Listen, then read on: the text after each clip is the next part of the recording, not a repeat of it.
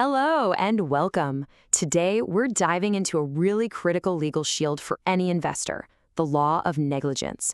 This is all about what protects you from bad financial advice. So let's get right into it. So let's just imagine this for a second. You've handed over your financial future, your savings, to a fund manager, a professional. But then a string of terrible decisions just wipes out your portfolio. It's a total gut punch. And the huge question is, who's responsible? Was it just the market being the market, bad luck? Or did that professional actually fail you? That's what we're here to figure out. All right, here's our roadmap. We'll start with something called tort law, which is this legal concept that lives outside of your actual contract. Then we'll walk through exactly what you need to prove in a negligence case. We'll look at the difference between bad actions and just plain bad advice. And we'll ask if those tiny print disclaimers are really a get-out-of-jail-free card. And finally, we'll see how specific laws add even more protection. Okay, so you've got a contract with your fund manager, right? It spells out what they're supposed to do, but what if the way you were harmed isn't mentioned in that document at all? Well, think of it like this. Your contract is the rule book for a specific game, but tort law? That's like the basic rule of good sportsmanship that applies to everyone, everywhere, no matter what the specific rules say. It's a general duty not to cause harm. To put it simply, a tort is a civil wrong. It's not about breaking a contract. It's about breaching a general duty that the law says we all owe to each other. So if someone's carelessness causes you to lose money, the law of tort is what gives you a way to get compensation, or what the courts call damages. Now, where did this whole idea come from? You're gonna love this. This quote comes from a super famous case involving a snail in a bottle of ginger beer. Seriously, a woman got sick, but she couldn't sue for breach of contract because her friend was the one who actually bought the drink. But the court decided the manufacturer still owed her a duty of care. This created the neighbor principle, this huge idea that you have a legal duty not to harm people who you can reasonably see will be affected by what you do. So how does that neighbor principle apply to your investments? Well, proving you are wronged isn't as simple as saying, hey, I lost money. The responsibility, the burden of proof, is actually on you, the investor. And you have to clear 3 very specific legal hurdles to make your case. First, you got to show the fund manager owed you a legal duty of care. In a professional relationship like this, that's almost a given. Second, you have to prove they breached that duty, that they didn't meet the professional standard they were supposed to. And third, you have to connect the dots and show that their breach is what directly caused your financial loss. You need all 3. No exceptions. So here's the million-dollar question. What is the standard of care?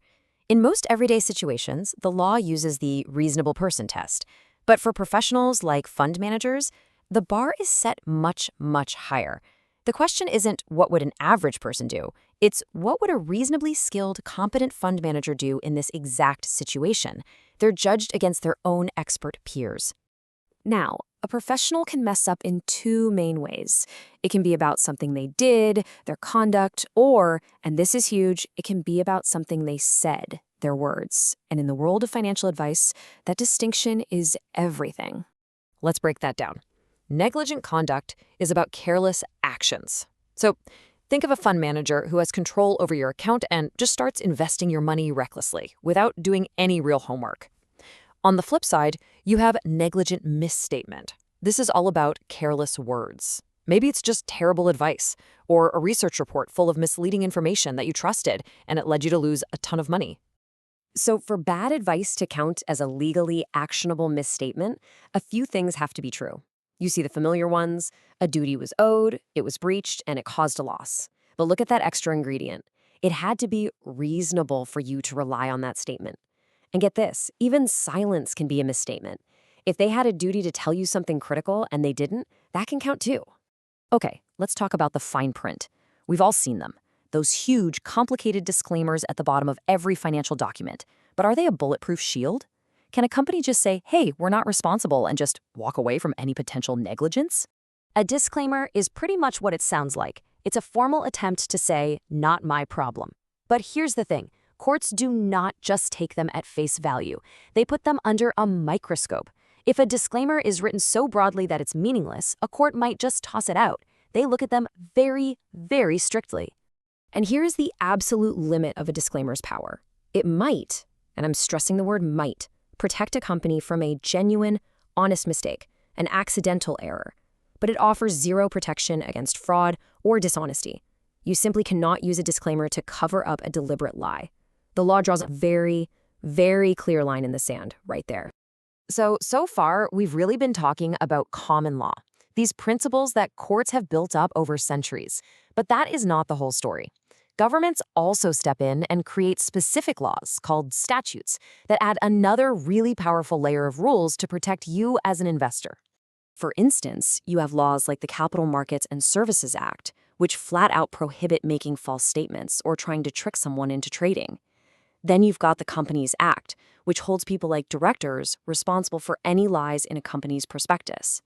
These laws aren't vague principles. They are black and white rules that back up the whole idea of common law negligence. One of the most important rules is what's called the Know Your Client rule. It's so simple, but so powerful. It says a licensed professional must have a reasonable basis for every single recommendation they make. And to do that, they are legally required to understand you, your goals, your financial situation, your specific needs. Just giving out generic cookie-cutter advice without doing that work, that's a direct violation of the law. Whew, okay.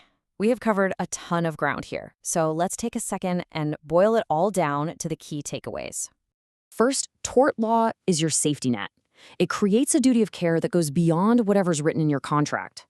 Second, remember that professionals are held to a higher standard. Not what's reasonable for an average person, but for a skilled expert. Third, they can be held liable for both their actions and their words.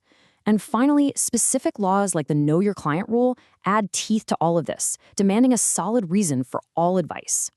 And that really brings us to a final, pretty big question. This idea of a reasonable standard is always changing.